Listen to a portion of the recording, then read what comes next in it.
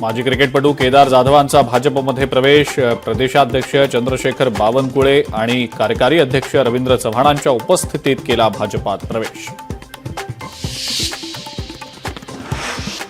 रत्नागिरीतील काँग्रेस नेते सहदेव बेटकरांचा ठाकरेंच्या शिवसेनेमध्ये प्रवेश. उद्धव ठाकरेंच्या उपस्थितीत मातोश्रीवर केला पक्षप्रवेश.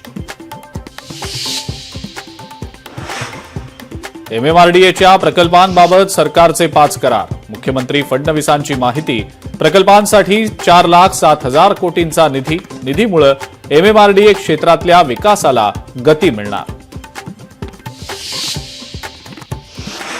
सोमनाथ सूर्यवंशी प्रकरणी पुढची सुनावणी 29 एप्रिलला. हायकोर्टाच्या औरंगाबाद खंडपीठातली पहिली सुनावणी संपली. प्रकाश आंबेडकरांकडून स्वतः कोर्टामध्ये युक्तिवाद.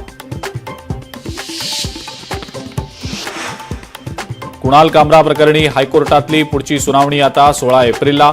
गुन्हा रद्द करण्याची होती मागणी. खार पोलीस ठाण्यामध्ये कामरावर 4 गुन्हे दाखल.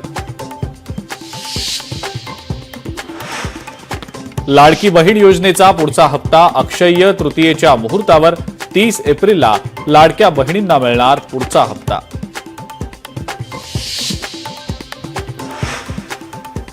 आणि राज्यामधलं तापमान 40च्या पार. मध्य महाराष्ट्र, विदर्भ, मराठवाडा तापला.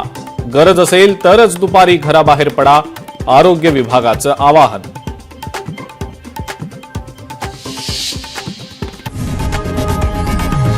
लोकशाही मराठी ऐका, पहा, जागरूक रहा.